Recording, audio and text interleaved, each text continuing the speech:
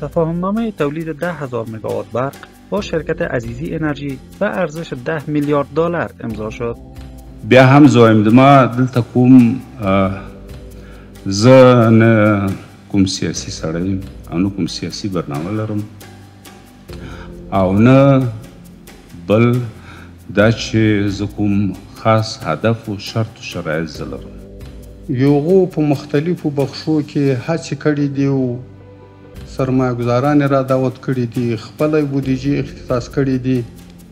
ځان سره ډیر فکر کړی په دې مورد کې چې څه رقم به زه وکړم چې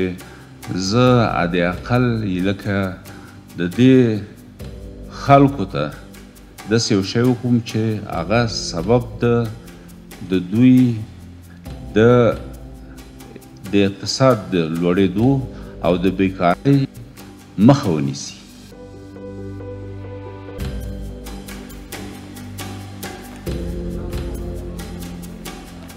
تفاهمنامه تولید 10,000 مگاوات برق با شرکت عزیزی انرژی و ارزش 10 میلیارد دلار امضا شد. وزارت انرژی و آب اعلام کرده است که در مراسم امضای تفاهمنامه تولید 10,000 مگاوات برق با شرکت عزیزی انرژی، لوئیس عزیزی رئیس این شرکت هدف خود را رشد اقتصاد و رفاه مردم افغانستان عنوان کرده و گفته است به دنبال موقف سیاسی نیست.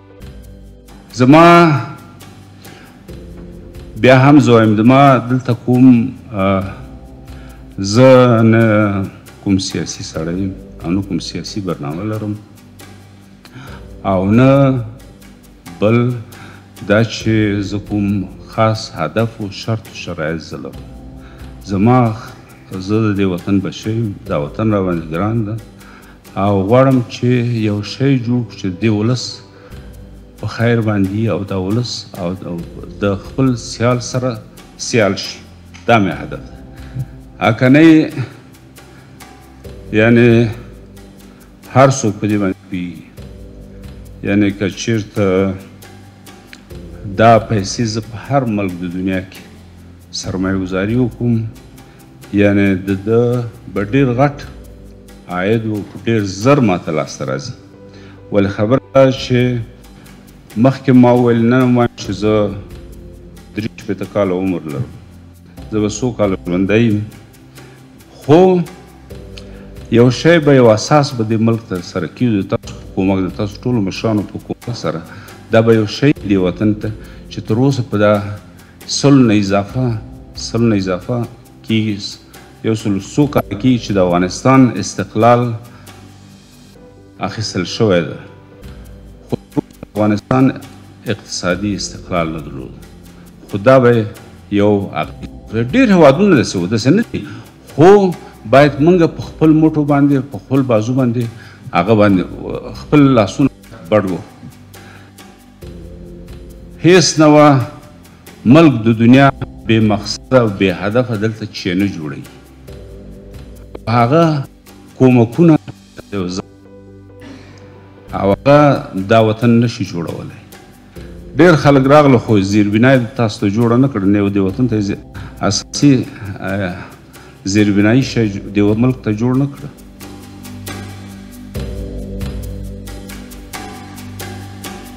این تفاهم که با حضور داشت ملا عبدالغنی برادر آخوند معاون اقتصادی ریاست الوزراء به امضا رسید، برای 150,000 تن فرصت شغلی فراهم خواهد کرد و نیاز جوانان به مهاجرت را نیز کاهش خواهد داد. ما ځان سره ډیر فکر کړی په دې مورد کې چې څه رقم به زه وکړم چې زه حد اقل لکه د دې خلکو ته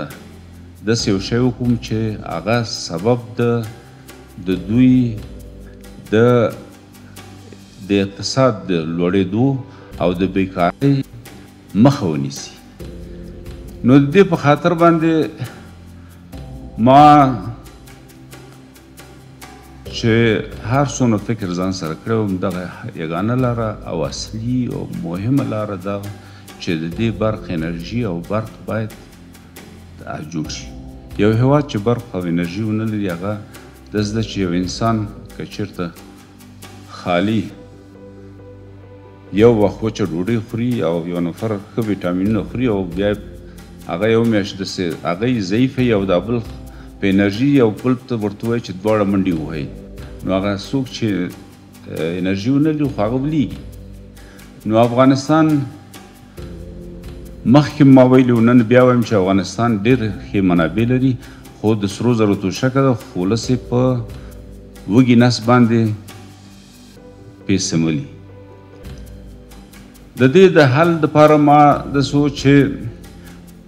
ما یو 300 کوره په هغه زلزله ځپلو ته په هرات کې جوړ کړي وو او د هغه د افتتاح په ورځ باندې زنده جان ولسوالۍ کې ما دا اعلان وکړ چې زه به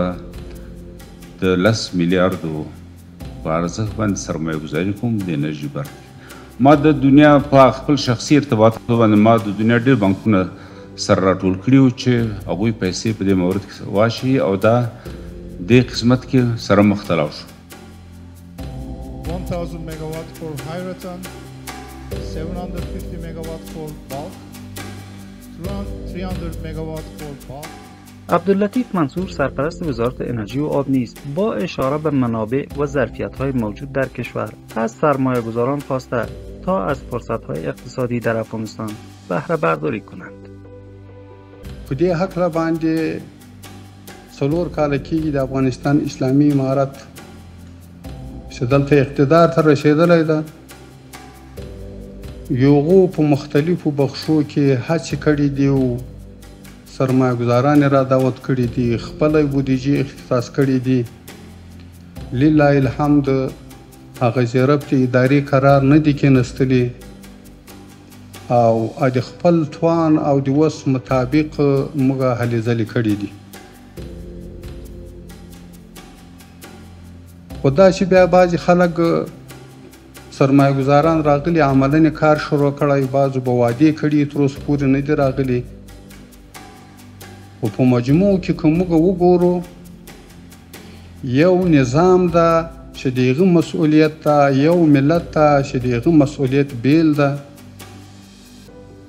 په مجموع کې که مختصرا ذکر وکړو د دې نظام یو حق دا ده د نظام حق دا ده چې د ملت په ټولو بخشو کې به هغه ته یو سکون او یو روح راحت وربخي او الحمدلله د افغانستان اسلامي امارت په عمل کې ثابته کړه چې له سرحداتو نیولې تر ښاریاتو پورې په هره پالیسي کې موږ لله الحمد ملت ته اطمینان ورکړی ده او دغه برکت ته چې نن د افغانستان غټ غټ سرمایه ګزاران راځي او د نور مملکتو هیوادو خلک راځي په هغه وخت کې دلته دومره رانغله چې دلته د دنیا ټول په ظاهري اسبابو باندې دلته طاقت موجود و امریکا و ناټو و خو یو خلکو دلته زړه نه ښه کاوه خو نن یو متحد رهبري او مخلصه رهبري د ملت ته خدای ور په برخه کړې ده یوغو د ملت ته د آرام ژوند ور بخښلی دی د الله تعالی په نصرت سره اولنی شرط چې ده او اولنی مهم شی چې ده هغه امنیت هغه یې دې ملت ته ورکړی د دې ملت د دې امنیت په خاطر باندې ډېرې قربانۍ ورکړل سوي دي او ډېر قیمتي ځانونه قربان سوي دي نو دا د دې نظام چې د خپل ملت سره یې واده کړې وه یو واده یې دا و